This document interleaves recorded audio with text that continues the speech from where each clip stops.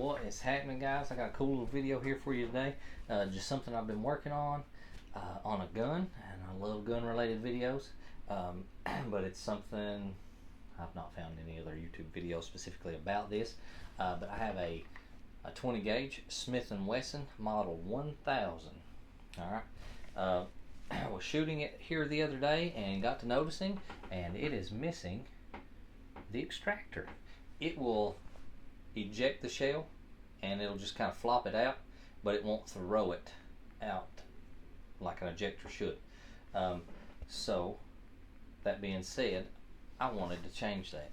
I got online, I got Smith & Wesson's number. I called them up directly.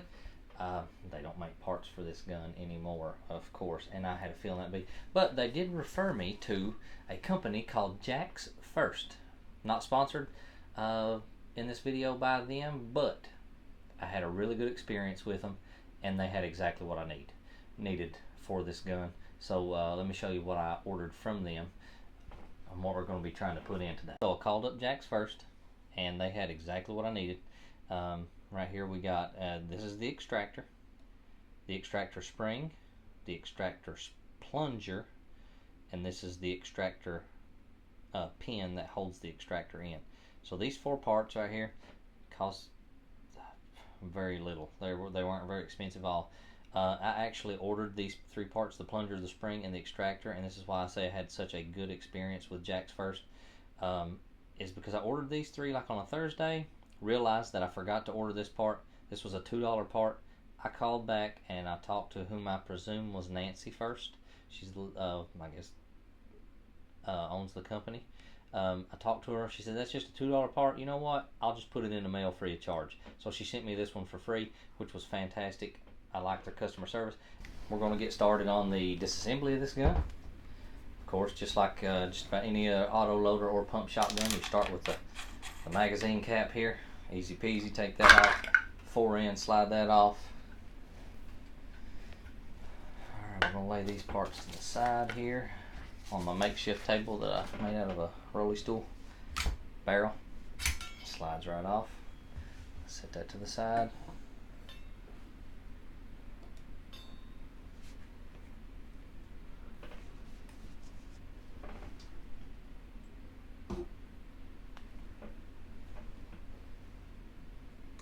Take a screwdriver here and use it as a punch.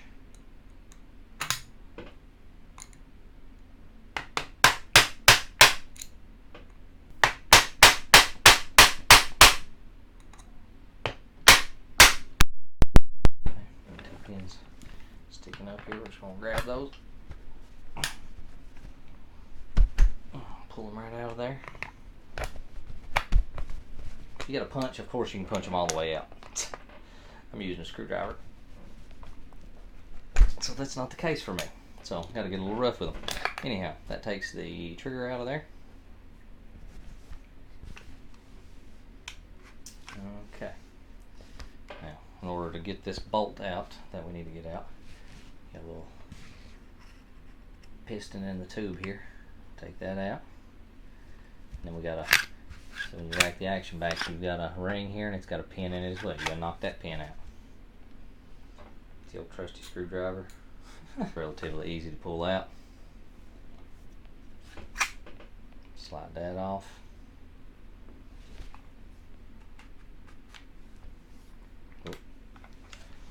Alright, now. Oh yeah. Almost forgot a part.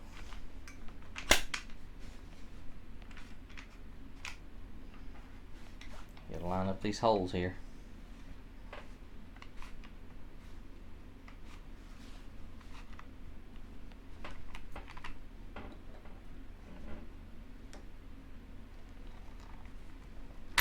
Can't get a good grip on it, so I use pliers.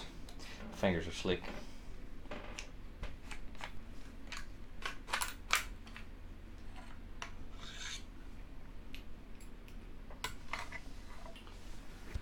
Now, if you take this apart, remember how your action bars go.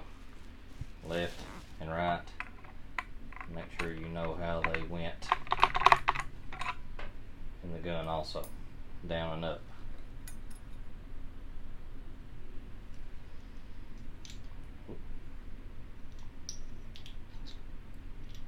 mean, we've broke it all the way down. Here's your ejector, not your extractor, your ejector.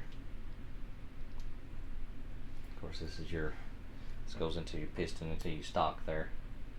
Locks into your bottom of your bolt. Anyhow, we're working specifically on this part right here. Alright, so in the process of me trying to put the extractor in this 20 gauge, the extractor, when inserted into the slot here, is just a fuzz. Let me get to zoom. It's too wide. It's really hard to see, but see, it doesn't fit in the slot.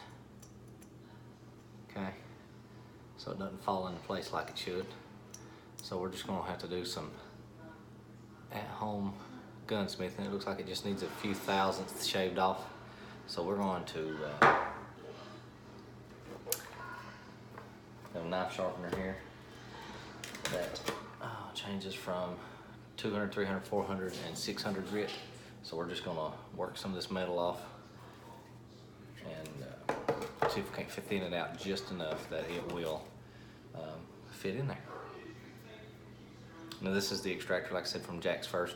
It's for a 20 gauge. This is the only one on the market made. So if you get one, you might have to do a little modifying to it. And hopefully I can make it work. We're gonna try and see what happens.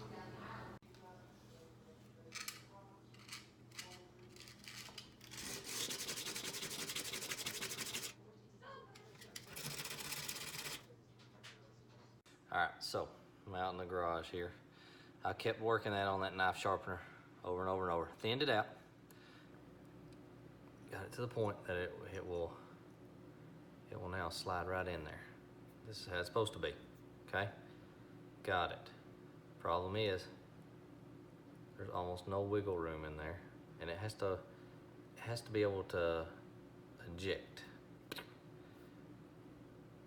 it out. So the spring pushes it in, it grabs, and then as it comes back out, it shucks it out.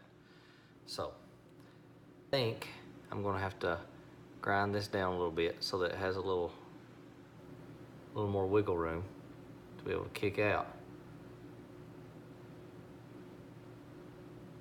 Yeah, I'm not sure. It's kind of confusing to me on what I need to do here, but I think I'm gonna grind this down, give it a little wiggle room so that it's pushed forward, and when it comes out, maybe it'll kick it that way. Okay, so here's what I did. And I think I'm gonna have to modify even further. So I took a little off the front of this, and then I had to take a little off the back here too. So I've got everything. It gets all lined up. Looks good, right? Okay, so kind of sort of messed up video wise here. I wanted to show you guys everything. I put the spring and the plunger in here and then put this in, and it's locked in there so tight that I can't get it back out, and it actually functions quite well. So I'm very well pleased with that. So I'll give you the gist of it so that you know for your own purposes. I'm sure I could get my knife down in here, pry the plunger back, and then try to wiggle this up out of there, but it is a snug fit considering the fact that I basically hand fitted it in the darn thing. Anyhow, you can see the plunger, this little thing right here, right there. So that's just a little tiny bar that's rounded on one end, flat on the other, and it's pushed back to about right here. And then behind it is just a little spring that's compressed so that it keeps tension on the ejector at all times, which is how most shotguns work. So I've got that tension on there, but it allows the ejector to move. When it closes, it pushes back, hooks the shell casing. You shoot, recoil the gas, pulls it back, plong, slings your shell out. So, if you get one of these ejectors, you're gonna need to modify it a little bit. I'll put a picture in here right now to show you that you need to take a little bit off of the round knob and a little off the back to give the slack that you need for it to flex back and forth like this. And obviously the sides, which I showed you grinding down on this knife sharpener here. It's a diamond stone. So we're gonna get this gun put back together, get the bolt put back in there, and we should be able to test this thing out. I'm excited. It seems like after some questionable gunsmithing by myself, I think it just might have worked. Okay, let's get this started putting this gun back together. Okay, so here can sometimes be the tricky part. So we got the tube with the action bars together. You got your bolt, the ejector in the top here. I showed you how to put. Let's see. I'll show you how to put that in. It just back in first. It just falls right in. This hooks right into place. In the bottom of it, it falls right in. You'll see when you're putting it together, it falls right in there. It can only fit one way. These two little dangly fellas, once they get in here, there's actually a spring and a little plastic piece in here that when this action goes back, it actually goes down into the stock. Okay, actually goes down into the handle. Okay, here's the tricky part.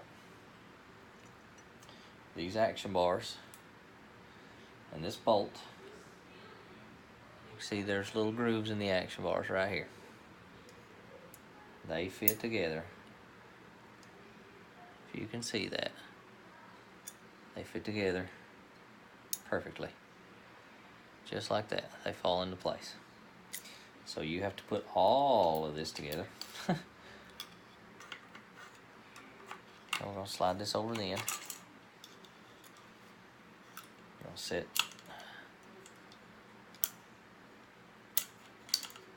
this into the grooves on both sides. And we got them together. And they're gonna just slide right back in here together. Obviously you gotta turn this, get everything all straightened up. Oh, you can't see. All right, there's a slot in the side of the gun right here that these action bars slide right down into, and this bottom plate on the bottom of the bolt. They slide in and they can only go one way, and that's actually what makes it very complicated. Oh, I'm getting somewhere.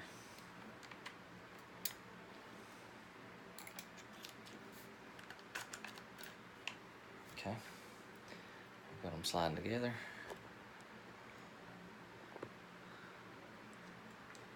If you can see the two little bars dangling in there.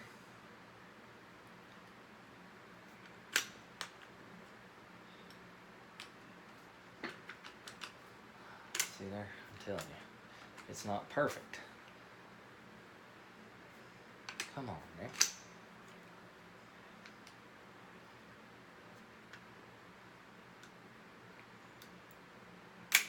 Ha.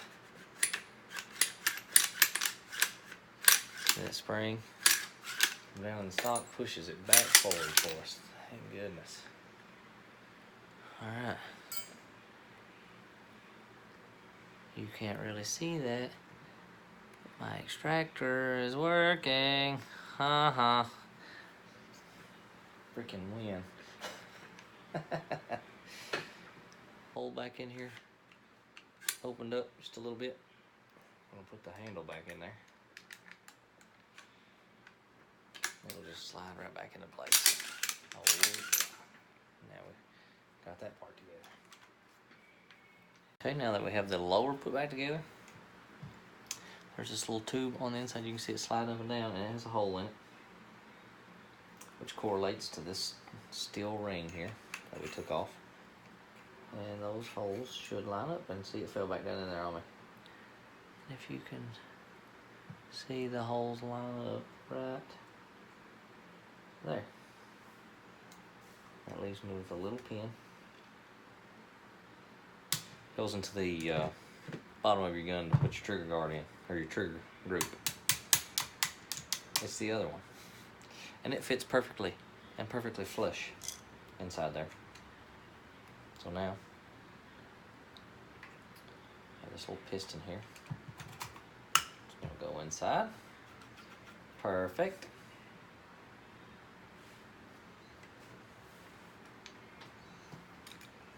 Now,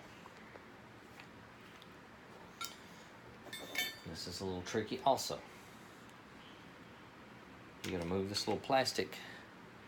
You gotta move the little plastic buffer that has the arms in it here. You gotta move that down out of the way for this trigger group to go back in right.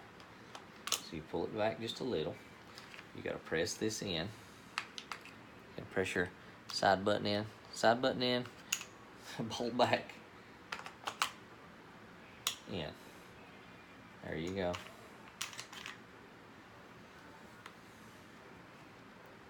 That's very important that those get pushed in, because if you don't, you can see this thing sticking out right there. You see that? And if it stays out too far, you can put this back in. You can get it back in there. But once you get it pinned back together, you won't be able to bolt it back. So you have to press to push that back. Pull this back a little to move the plastic buffer out of the way. Hold it there.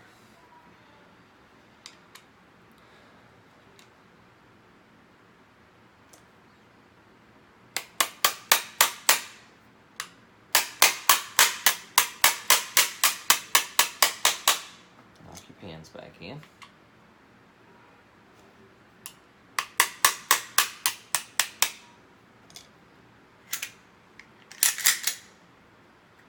Now,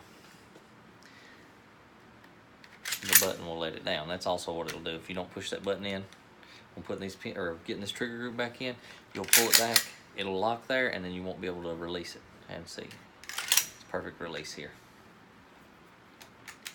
Okay, moment of truth probably. It's gonna go right here, because this barrel has to go together, and in here with that ejector.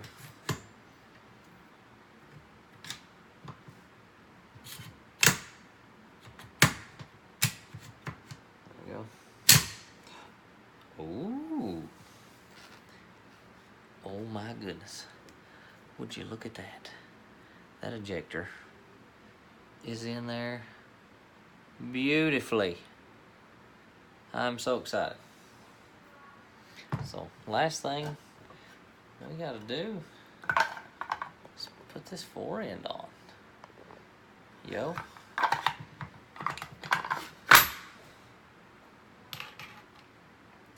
The magazine cap back on. Well, this has been a wonky video. It's been not great. I hope you learned something about the ejector more than anything, because this is something I'd never ran into before. Oh yeah. Sweet. Works perfectly. Let's give it a real quick test here and see if we can make it eject a shell. What do you think about that? Put that back. Put us a live round in there. Oh my goodness.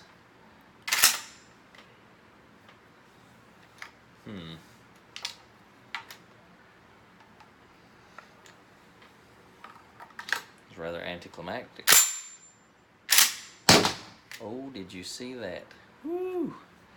It just threw that 3 feet.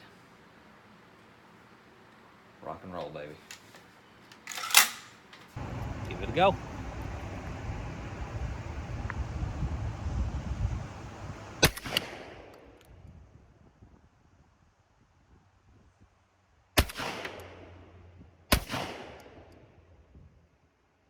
I think that worked perfectly.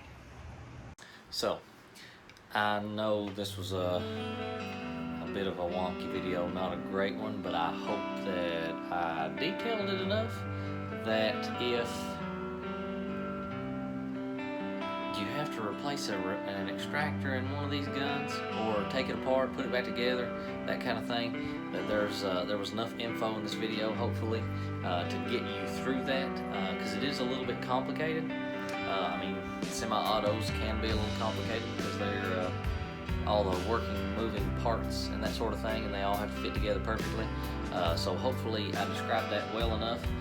So if you learned something from this video, you like this video, hit that like button. If you like gun related videos, hunting videos, fishing videos, I hunt and fish with the kids all the time. It's basically their channel anyhow. But just all outdoor related things are right here on this channel, B&C Outdoors. So if you like that kind of stuff, hit that subscribe button, turn on that bell so that you can stay with us. I do short videos all the time, and I do scripted videos like this, and hunting videos, fishing videos, like I said.